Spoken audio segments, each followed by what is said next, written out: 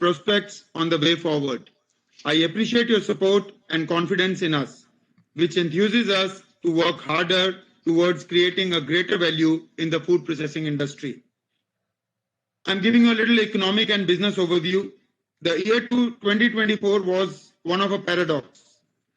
Notable milestones were achieved, leaving an indelible mark on our collective memory, tempered by the multitude of persistent challenges such as the socio-economic ramifications of a new plant, fluctuations in the commodity prices, and the geopolitical tensions simmering in the various regions. Further, the climate, which was unpredictable, pursued its relentless march, demanding the urgent action. The underlying fundamentals of your company continue to be strong, and robust growth was sustained across all categories. The company firmly embraces the idea that connecting economic growth with the environmental stewardship and aligning financial performance with the social responsibility is essential. The food processing sector emerged as the important segment of the Indian economy in terms of contribution to the GDP, employment, and other exports. Further, in the recent past, the global demand for the frozen foods has surged, driven by the factors such as convenience, changing dietary habits, and advancements in the food processing technology. India, with its vast agriculture resources and a burgeoning food processing industry, has emerged as a significant player in the international frozen market, as well as for the freeze-dried and the air-dried market. Global growth is set to increase a bit this year. Freight rates have eased somewhat, but there is still a lot of tension in the Red Sea route, keeping the freight at a higher cost. And also, importantly, the turnaround time, which is really very high now. Even though investments in emerging markets and developing economies is likely to remain a little buoyant, lessons learned from the episodes of investment growth acceleration over the past 7 decades highlights the importance of macroeconomic and structural policy actions and their interactions with the well-functioning institutions or in boosting the investment and thus long-term growth prospects. Another important event this year will be the elections in the United States of America, and that will determine their trade policy. And this will surely impact the South Asian region with the China at the helm. In the world of extreme uncertainties, India is witnessing a conducive environment of macroeconomic stability. The economy remained resilient, inflation has started moderating, fiscal consolidation is gaining traction, the current account deficit is showing signs of moderation, forex reserves have improved, and the banking sector remains healthy. In the vast landscape of global economies, India stands out because of its meteoric rise and unwavering determination to reach new heights.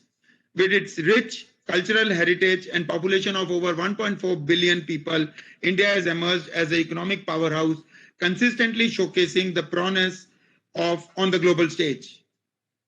The agro and the food processing industry today assumes a lot of significance in driving economic growth, as it links to the primary producers, the majority of whom are located in the rural and the remote locations, to the domestic and global urban markets. The global processed food product industry is rapidly changing with the rising demographics, increased demand for the branded and convenience food products, and a growing consumer focus on the organic food and the clean label food products. Food processing ingredients are products derived from minimally processed food through the refining, milling, pressing, or grinding process. These products are not directly consumed but are used to prepare minimally processed foods. Just to give an overview on our business, which is the freeze-dried products, which consists the large segment of our company, they have witnessed a surge in the popularity due to their convenience, extended shelf life, and nutrient retention.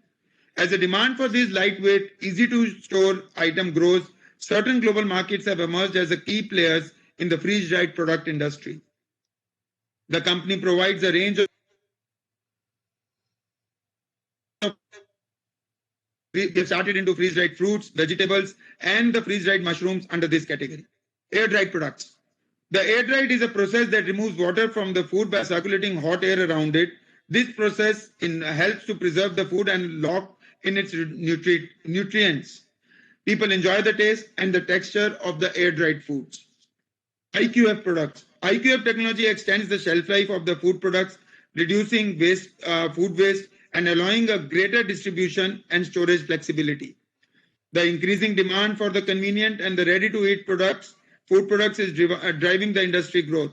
Consumers are seeking frozen foods options that require minimal preparation and offer a longer shelf life. Product categories. Mushroom is one which we have started from the very beginning and are one of the most versatile ingredients in the culinary world, adding a complex flavor and texture to the various dishes. One fascinating innovation in the mushroom industry today is the freeze drying method, which extends its shelf life and preserve its nutrients. Moreover, the elevating requirement of the processed mushroom variants, especially across the Western countries, is generating numerous export opportunities for India, thereby creating a positive outlook for the regional market. Fruits and vegetables. At present, India is the largest producer of the vegetables and fruits in the world, and it is my immense pleasure to announce that your company has now established a big player in supplying freeze-dried fruits to Europe and US. Flex Food is the first company from India to introduce Malika variety of mango to the international market in freeze-dried form. We look forward to the growth in this segment as well as along with the other vegetables which we have started. Herbs and spices. Herbs and spices are traditionally our business from the very beginning and are essential ingredients in cooking and some other areas as well as such as nutraceuticals, as they provide flavor, aroma, and color. However, these fresh ingredients have lesser shelf life, so they need to be properly preserved to maintain the organoleptic properties. As a result, the demand of organic herbs and spices has considerably increased. Manufacturers are now expanding their product portfolio with the organic herbs and spices to gain the customer attraction. What are the opportunities and strengths we have? The food processing industry is enormous significance for the India's development because of the vital linkages. It promotes between two pillars of our economy, industry and agriculture. The scope of the food processing industry in India presents an exciting and promising landscape driven by abundant agriculture resources, changing consumer preferences and government support. And with these diverse food products, advanced technology and growing export potential, this industry thrives and contributes significantly to the country's economic growth. India has always been a leading producer of wide varieties of the agriculture products, including cereals, fruits, vegetables, livestock, and marine products. The pandemic has increased the acceptance of the processed foods, and consumer demands for more ethical and environmentally friendly products is growing. Thanks to the social media and digital information, due to this, the market has been growing. In the post-COVID-19 era, India has the ability to become the center of the world food supply and increase its export share. Development of the scale, quality, and cost-effective exports capabilities that fulfill international certification criteria is also crucial for the industry to remain competitive. The transformation of the raw ingredients into consumable food products is the core of the food processing. This practice, which has been integral to the human civilization, ensures the preservation, flavor enhancement, and food safety. The food processing sector in India faces challenges like inadequate infrastructure and fragmented supply chains. However, it offers vast opportunities for the economic growth, job creation, and value additions to the agriculture produce. Joining in. You want to announce? Okay. By promoting modern processing techniques, storage facilities, and market linkages, the income of the farmers can significantly increase as well. Value addition through processing not only enhances the market value of the agriculture products, but also ensures reduced post-harvest losses, providing a sustainable solution for the augmenting farmers' income. Threats and mitigation strategies. The Indian packaged food and beverage consumption story remains very strong, with the trends in health, wellness, and convenience becoming even more relevant for the consumer as well as a result of the recent pandemic. The penetration of the branded products remains low, but will continue to increase due to favorable demographics, rising per capita income, urbanization, higher awareness, and expansion of the modern retailing and e-commerce. The company is well positioned to capitalize on this opportunity with a wide range of product portfolios, focused expansion of its sales and distribution system in India, and improvements across its supply chain. Premium product offerings and the new market models are also being developed. The company is exploring opportunities to expand its products from the Indian portfolio in the international market, where the company has a presence to cater both ethnic food aisles as well as and the need for the Indian diaspora. Internal control systems, their adequacy and operative effectiveness. The company has devised a comprehensive internal control system effective in protecting all its assets and assuring operational excellence. This framework is aligned with the type, size, scope, and complexity of the operations. This framework enables strict adherence to the regulatory compliance and proper documentation of all transactional information. To ensure that the transactions are properly authorized, documented, and reported, the company has robust and effective internal financial control mechanism in place. To ensure the robustness of the operation, the company conducts internal audits and evaluates them regularly. Moreover, to guarantee smooth and effective operations, the audit committee is entrusted with the responsibility of establishing and maintaining suitable internal financial controls. The committee reviews the various issues and material weaknesses highlighted by the internal and statutory auditors on a periodic basis. Prompt and adequate corrective measures are undertaken as deemed fit to mitigate any risks. Human resource and internal relations. Human resources are the crucial assets to any organization.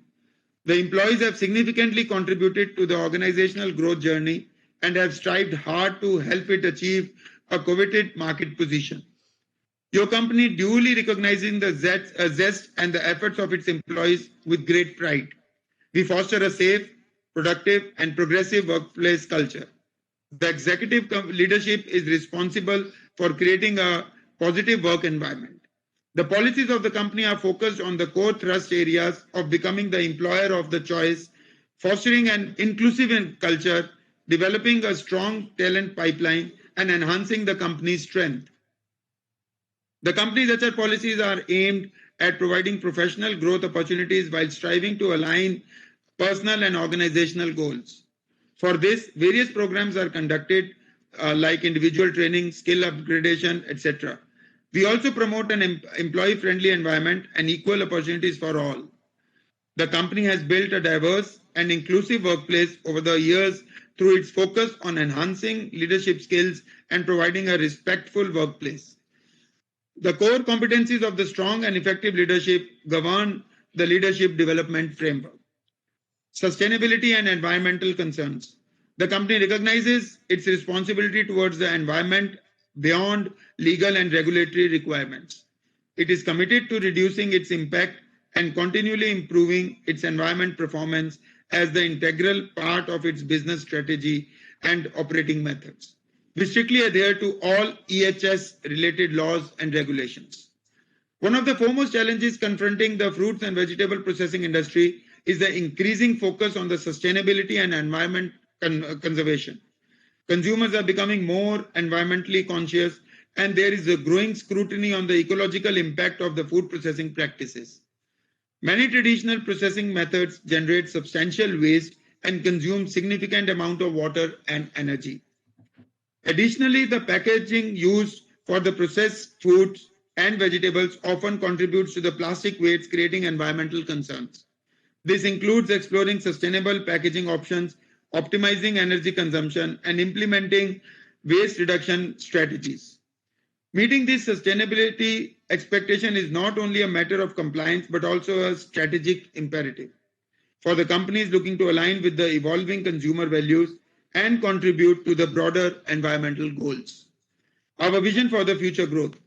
I am delighted to announce that several significant initiatives, including the new product developments as the organic air-dried rice, millets, pulses, organic crackers, and noodles flour, also have been initiated. Moreover, new freeze-dried products are also on the anvil. Capitalizing on the robust groundwork, our aspirations for the future revolve around harnessing our core strengths to the fullest potential. By building on our nationwide reach, nurturing enduring relationships with our loyal customer base, and utilizing the expertise of our skilled workforce, we envision crafting a prosperous future for all. Furthermore, by staying true to our intrinsic values of trust and consistency, we proactively adapt to the evolving market dynamics and remain on course to consolidate our position in the industry. As we navigate towards the future, our path forward involves crafting strategic initiatives focused on innovations, generating enhanced value for the shareholders, and fostering sustainable, profitable growth. Giving by a clear vision and a firm commitment to the consumer centricity, these endeavors position us to capitalize on the emerging opportunities, expand our market footprint, and translate our aspirations into reality. Bolstered by the pointed approach, we paved the way for the continued success and industry eminence. During the last year, your company has achieved a total revenue of 121 crores. Considering the performance and future requirements of the company, the board of directors of the company has recommended a dividend of 5% for the financial year 23-24 after taking into account the business exigencies. On the behalf of the company, I extend sincere gratitude to all the shareholders, vendors, customers, dealers, business associates, and other stakeholders, namely the central and the state governments, banks, government agencies, and non-government institutions, for extending their support to the company. I also express my sincere appreciation to the board of directors, the management team, and the company secretary for their invaluable contributions. Once again, I thank you all for being with us today and new products like freeze-dried banana, freeze-dried mango, freeze-dried pineapple, freeze-dried strawberry, and other innovative products like freeze-dried coconut water, coconut milk powder, jackfruit, and tamarind. We are the first company from India who has started the freeze-dried mango exports named Malika and introduced it to the international market. Question number 2. What are the management efforts to reduce other expenses, legal professional charges, and audit fees? While the statutory auditor fees remained the same, there is a marginal increase in the internal auditor fees due to the addition of a new manufacturing unit at Krishnagiri in the financial year 23-24. Question number 3. What are the credentials that new and existing directors are bringing on the table to the company to take to next phase of growth or to guide the new generation?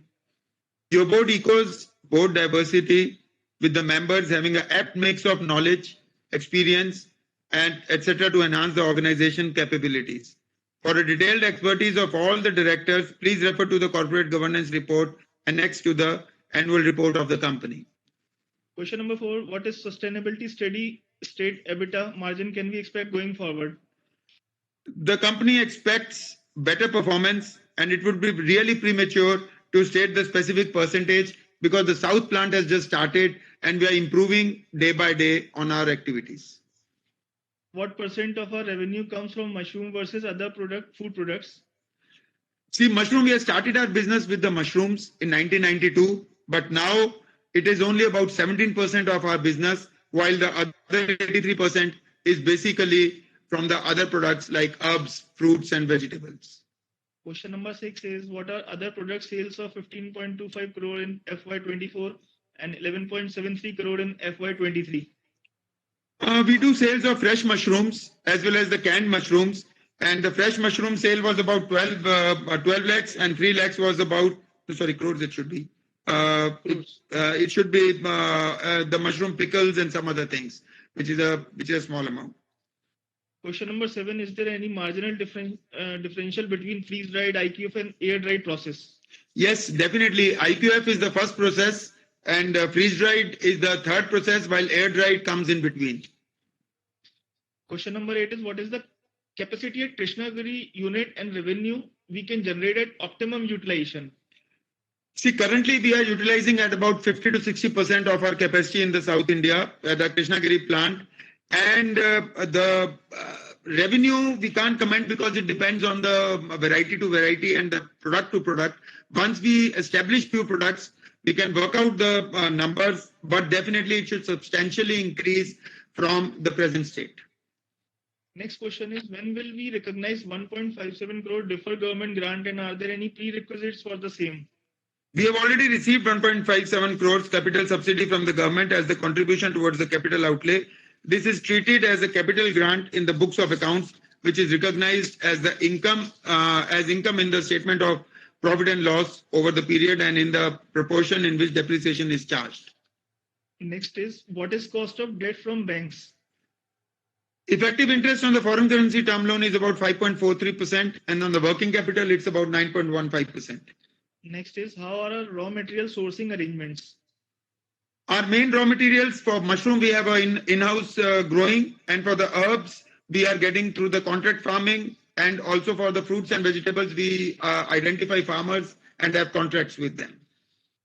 Next is, it has been observed that processed foods volume has decreased year on year for FY24 compared to FY24, giving the impression that new capex is not being utilized at all. What is the guidance of new facility ramp up timelines and revenues? Please also share utilization levels of older processing locations.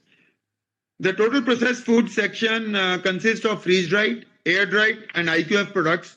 Basically, it's a product mix which changes. So sometimes we do different products, so that changes.